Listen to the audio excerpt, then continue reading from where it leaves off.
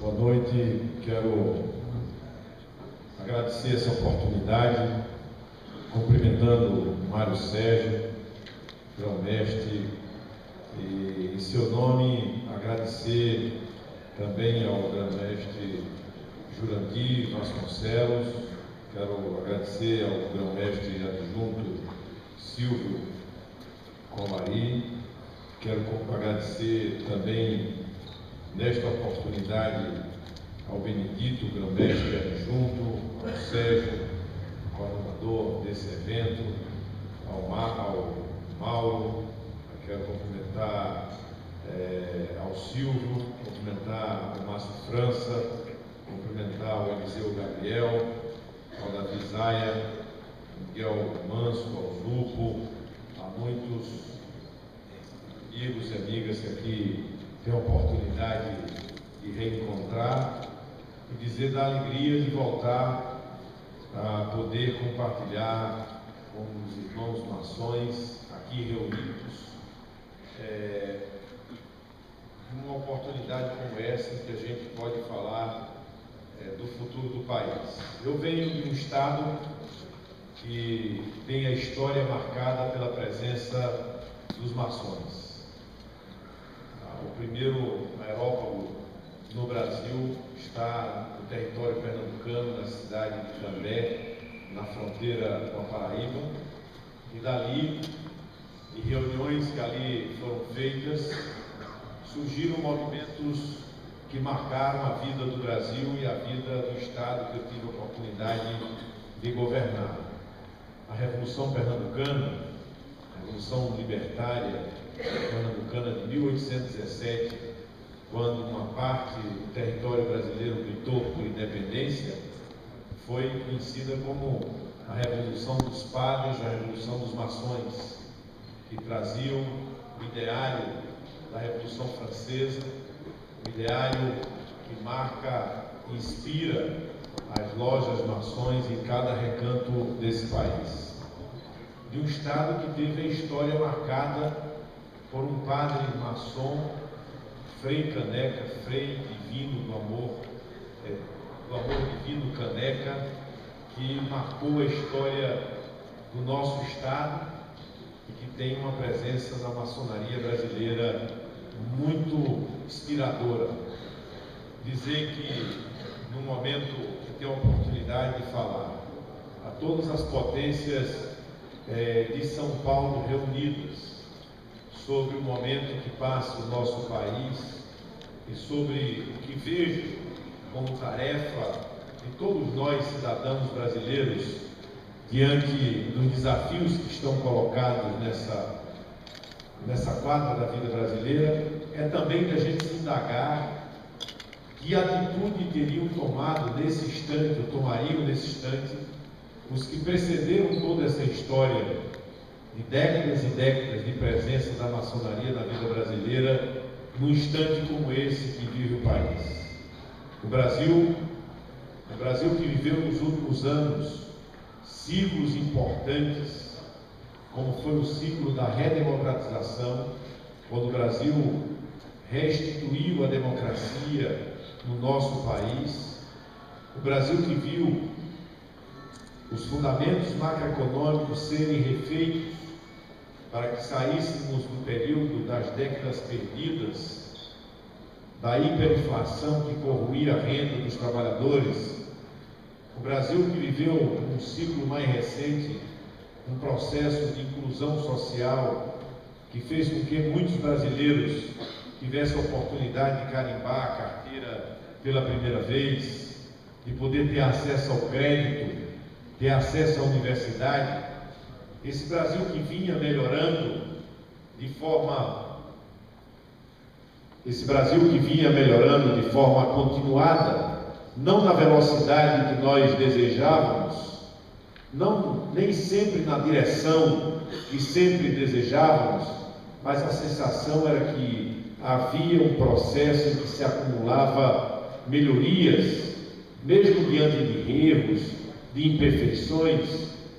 Este é o mesmo país que sentiu de perto o sabor nos últimos anos de estancar as melhoras e começarmos a ver um ciclo de piora na democracia, na economia, na inclusão social, na qualidade de vida. E os brasileiros que contribuíram em todos os momentos dessa travessia começaram a mostrar impaciência, e essa impaciência se refletiu de maneira mais direta quando, há um ano atrás, a cidadania brasileira, passando por cima de lideranças formais da política, do movimento social, do que havia de organizado na sociedade, expressou nas ruas de todo o Brasil a sua inquietação, a sua indignação e o seu desejo central. O brasileiro que havia se tornado eleitor com a redemocratização, que se tornou consumidor com a estabilização econômica e com o ciclo de inclusão social. Os brasileiros foram às ruas e gritaram que queriam ser cidadão, que queriam serviços públicos correspondentes a uma carga tributária de primeiro mundo, que gostariam de ver o serviço da saúde, da mobilidade, da segurança, da educação, no mesmo padrão que estavam sendo construídos os estádios de futebol de uma Copa do Mundo que começa daqui a 48 horas aqui na cidade de São Paulo. E daquele momento em diante, o Brasil já não foi o mesmo, pois na nossa história nunca o povo foi às ruas de maneira impune. Foi assim em 64, quando foi às ruas dois conjuntos políticos. Um perdeu e o outro ganhou, e teve consequências. Foi assim em 1984, quando o povo foi às ruas sob a bandeira das eleições diretas já, desaguadouro de todo um conjunto de lutas libertárias de defesa das instituições democráticas. E depois que foi às ruas, mesmo o Congresso Nacional tendo vetado a emenda das diretas já, o Brasil não foi o mesmo, porque o mesmo Congresso, sob a pressão continuada das ruas, teve que derrotar a própria ditadura. Nós vimos o povo brasileiro eleger um final de ciclo, como foi o final do governo do presidente Sarney. Na primeira eleição presidencial, o povo brasileiro escolher entre os pequenos partidos e não entre os grandes partidos a escolha daquele final de ciclo. E anos depois, 2 anos e meio depois, a juventude brasileira foi às ruas, o povo brasileiro foi às ruas atrás da juventude, e nós vimos ali mais uma vez ter consequência da presença da sociedade nas ruas, com o impeachment e o início de um governo de unidade nacional que permitiu a transição econômica brasileira. Nós vimos também, nesse mês de junho próximo passado, o povo brasileiro ir às ruas em busca de mostrar a sua intolerância com o padrão político brasileiro. De lá para cá, o Brasil piorou de forma significativa na economia, pois se a gente que imaginava, nós que vivemos o tempo da inflação, nossos filhos já não sabem muito bem o que é isso. Nós que pensávamos que havíamos derrotado a inflação, estamos vendo ela de volta. Nós que havíamos pensado que tínhamos encontrado o caminho de fazer o Brasil crescer novamente no ritmo como sempre o Brasil cresceu durante 100 anos até os anos 80, pegamos o caminho do crescimento baixo. Se os senhores forem ter ideia, desde o governo de Deodoro da Fonseca, portanto, durante todo o período republicano brasileiro, esses serão os 4 anos de mais baixo crescimento da história do Brasil. Nós que pensávamos que o Brasil ia no caminho de reduzir as desigualdades. Estamos vendo as desigualdades voltarem a ser processadas no Brasil, a renda voltar a concentrar-se, sobretudo nas regiões mais pobres. Esse processo que faz com que o Brasil perca imagem aqui e lá fora, que caiam os investimentos, esse processo precisa ser compreendido. O que há no Brasil hoje é uma crise de confiança. Há no Brasil hoje uma crise de confiança na condução da economia brasileira. O governo que assumiu para melhorar o Brasil foi um governo que piorou o Brasil em todos esses aspectos. Um governo que teve a torcida dos que votaram e teve a torcida também dos que não votaram. Todos os brasileiros de boa vontade torceram para que a presidenta Dilma acertasse. Ela teve a oportunidade, ela teve a chance quando se elegeu pela primeira vez e teve uma nova chance quando o povo brasileiro foi às ruas, e ali ela podia ter feito a faxina que prometeu, um governo renovador, poderia ter chamado a competência nacional, construído uma unidade dos brasileiros sérios e de boa vontade para reconduzir o Brasil a encontrar o seu destino de ser uma grande nação. Essas oportunidades foram jogadas fora. Estamos a 4 meses das eleições. O Brasil com problemas na macroeconomia, mas com problemas no cotidiano do nosso povo. Nunca foi tão grande o medo e a insegurança no quadrante brasileiro. Onde a gente vai, seja uma cidade pequena, média, capital ou do interior, a gente vê a droga matando pessoas, a infelicidade da violência, as pessoas com medo e apavoradas, porque nesse país, no ano passado, se assassinou à luz do dia ou à noite mais de 50 mil pessoas, mais do que em qualquer guerra desse mundo afora. E o governo brasileiro faz de conta que não vê, contingencia o dinheiro dos presídios. Em 3 anos, o atual governo reduziu a Polícia Federal em 3 mil o seu efetivo, as nossas fronteiras estão desguarnecidas, a droga entra a hora que quer e a gente fica vendo o governo federal jogar sobre as costas dos governadores a responsabilidade da segurança, que é de todos nós. Não podemos entender que um país como esse possa ficar de costa a um tema como o da segurança pública. Mas outros temas também estão afligindo a sociedade brasileira, como o tema da saúde, um grande desafio do país. Temos mais gente, graças a Deus as pessoas estão vivendo mais, nós precisamos de mais estrutura de saúde.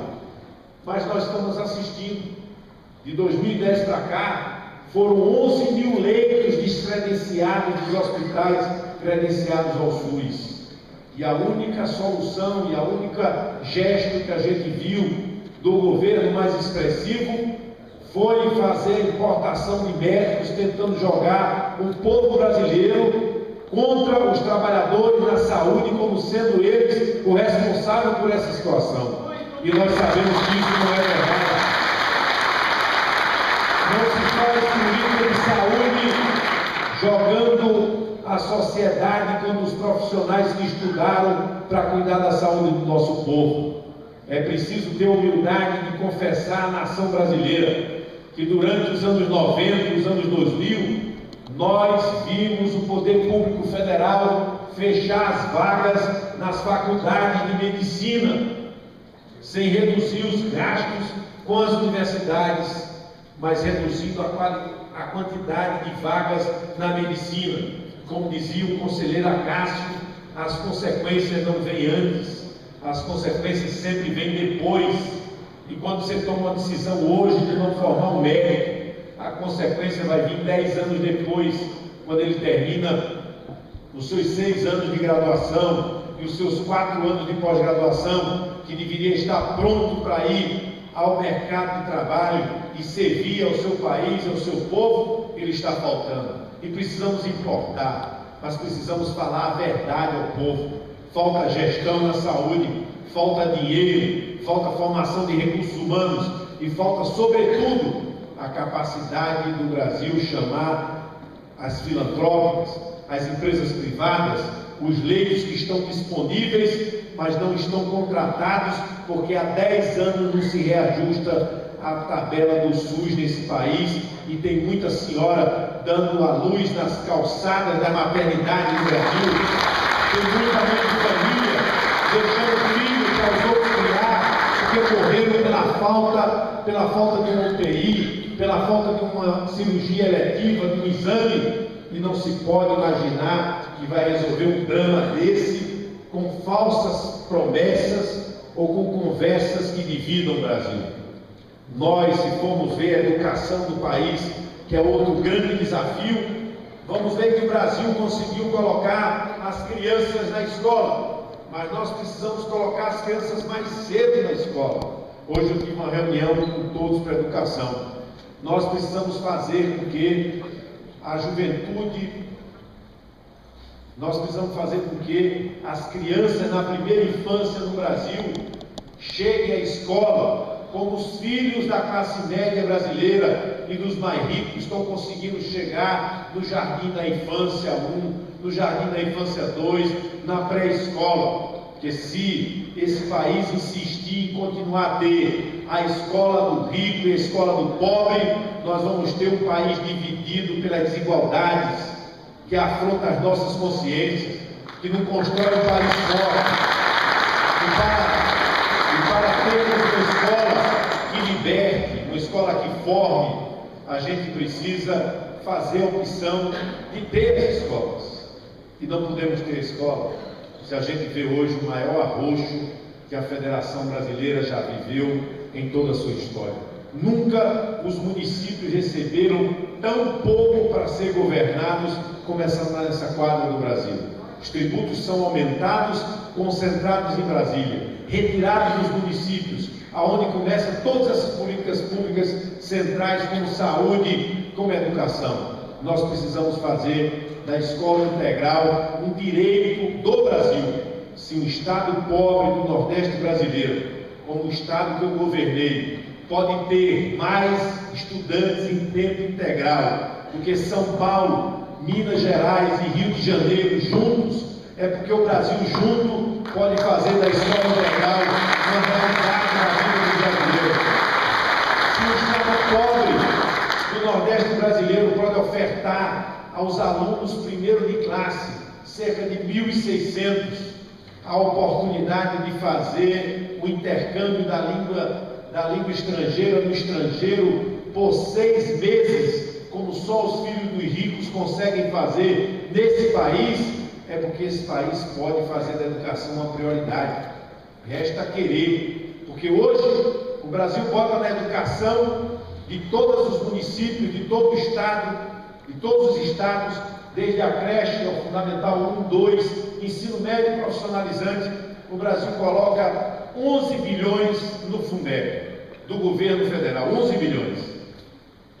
Para a educação não tem mais dinheiro, mas para corrigir os erros cometidos no setor comandado há 12 anos por Sua Excelência, a Presidenta da República, como no setor elétrico, só este ano tivemos 21 bilhões para assistir às empresas distribuidoras de energia do Tesouro Nacional. Temos 48 bilhões para fazer subsídio aos juros nos bancos oficiais.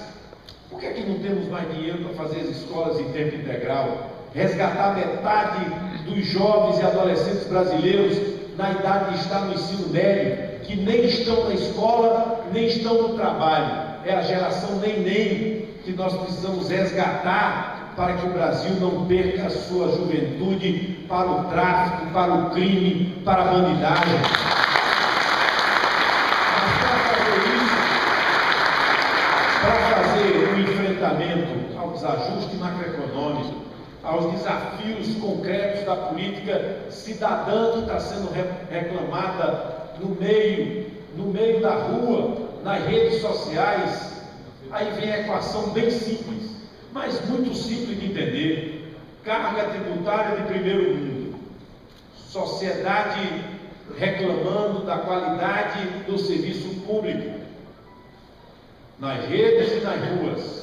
E no meio, 39 ministérios, um pacto político que se entrega o Brasil aos partidos e às raposas que já sugaram no Brasil o que tinha que ser sugado. Imaginar que isso vai organizar o Brasil e vai recolocar o Brasil no caminho da paz e do progresso, não é verdade. E por não ser verdade, é que eu, que tive a experiência de vida que há pouco o Márcio falava, de poder desde cedo compreender o mundo da política, de servir ao meu estado, de servir ao meu país, de ser governador do estado por 2 vezes, ter sido reeleito com 83% dos votos e sair do governo com quase 90% de aprovação. Poderia ter muitos caminhos muito mais confortáveis a mim do que o caminho que eu estou trilhando. O caminho de esperar para 18, o caminho de pegar o remanso, de fazer a disputa lá na frente com a rede que está no exercício do mandato do Senado, mas a minha consciência, a minha formação cidadã, a minha história não permite o jogo das conveniências.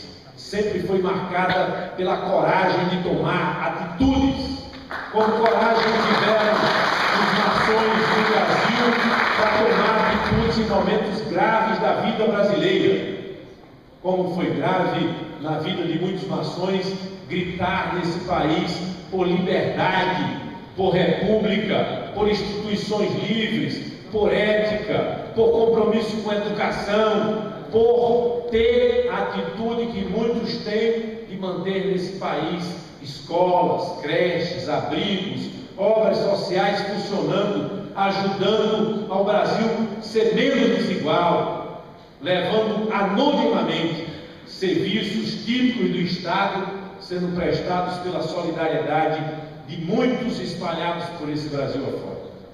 A atitude que cabia neste momento era oferecer ao Brasil a possibilidade dele mudar. Não sabia eu que iria nesse caminho encontrar com uma outra companheira de luta, de caminhada, a companheira Marina Silva, também atingida que foi pela mesma articulação de tentar abduzir alternativas do cenário brasileiro para manter a disputa nós e eles, aquela disputa do fio batido, que há 3 eleições reproduzem o mesmo resultado, e nós nos juntamos para construir um programa de governo e oferecer ao Brasil.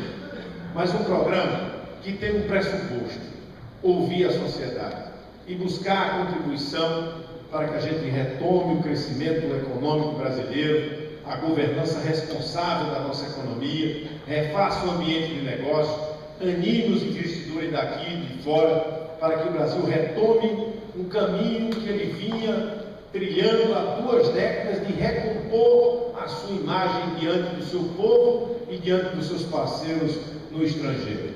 E a gente poder, a partir daí, ter a decisão firme de construir um serviço público que entregue à população o serviço que está sendo reclamado.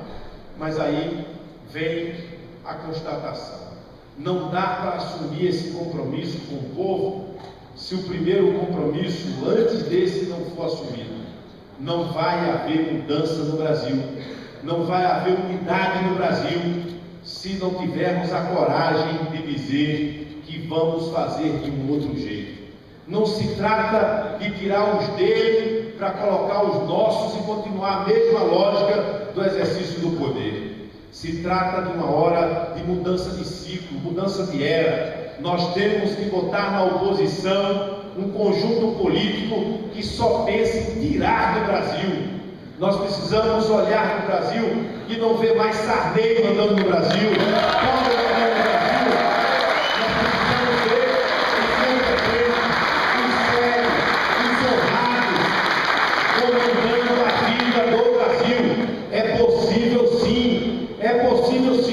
Eu fiz isso num pequeno espaço do Brasil e eu vou fazer isso no Brasil a partir do dia 1º de janeiro, junto com Marina Silva. Vou fazer e vou mostrar que é possível. Não é possível mais o cidadão pagar imposto, trabalhar o dia inteiro, ficar nesse trânsito infernal, outros dentro de um trem lotado, chegar em casa de noite, ao lado da esposa, ligar a televisão e ver um bocado de político chegar na frente da presidente e dizer: nós queremos a agência que regula a energia no Brasil. Aí bota alguém de dobradinha dos empresários, dos políticos, para tomar conta de um setor que está sob ameaça hoje. Ninguém nem regula de forma correta, nem defende a cidadania, e o Brasil paga a conta. Não dá mais para o Brasil assistir uma empresa como a Petrobras, em 3 anos, perder a metade do valor que tinha na Bolsa, quando muitos trabalhadores, gente de classe média, profissionais liberais, acreditaram que estavam 50, 20, 30 mil reais em aplicar em ações da Bolsa, da Petrobras, e hoje vira esse dinheiro, vira pó.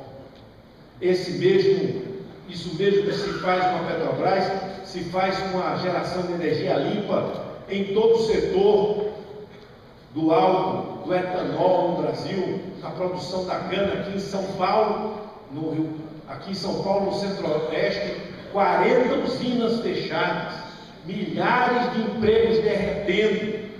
Ora, o Brasil precisa mudar de rumo. Chegou a hora. Isso depende da atitude de cada um.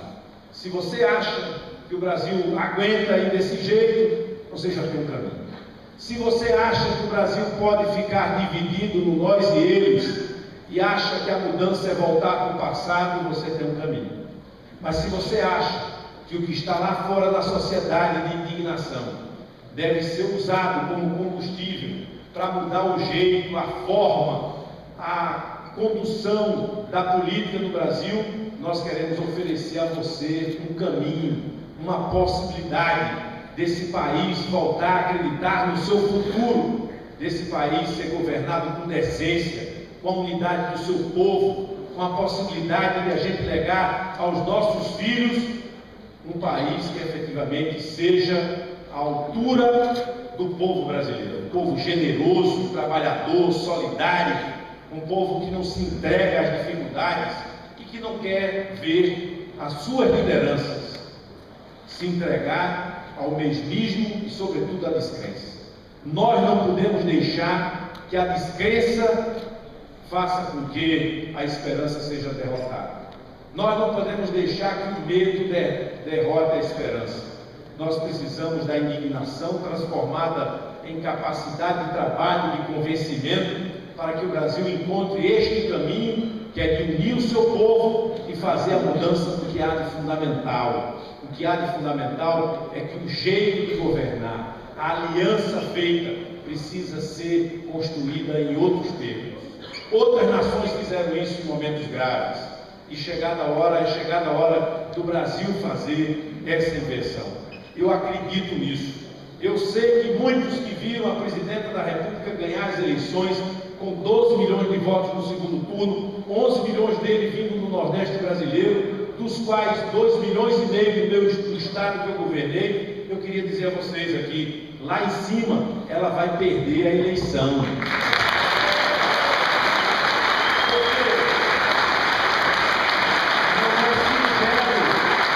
Não é singelo fazer um discurso lá como os marqueteiros fazem, que um nordestino como eu, com a história que tem, vai tirar conquistas da sociedade de nada. Nós vamos elegar à sociedade outras conquistas.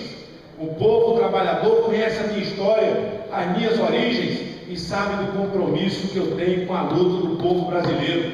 Nós temos que enfrentar a corrupção, são os privilégios, são os que sempre têm direito, só tem direito a pagar imposto, a ver o dano como uma rotina na sua relação com o Estado brasileiro. É hora de simplificar o Estado, de fazer a reforma tributária, de fazer com que o Estado brasileiro compreenda uma simples lição: o Estado não existe para ser servido pela sociedade, o Estado existe para servir a sociedade. E é essa inversão que chegou a hora de ser feita. A coragem nós temos, a compreensão de que as ideias boas reúnem as boas pessoas, nós temos também. E aí é chegada a hora de a gente ir ampliando esse debate. O Gilberto Gil tem uma música que ele fala que é muito bonita. E tem um trecho dela que ela diz assim, que ele diz assim: o povo sabe o que quer. E o povo sabe já o que quer. O povo quer mudança. Mas tem um outro texto da música logo em seguida que ele diz assim: o povo também quer o que não sabe. O povo ainda não sabe que tem um caminho para mudar de verdade, para mudar para o futuro, para reconstruir a esperança do nosso povo no futuro da nação que nós tanto amamos. Muito obrigado.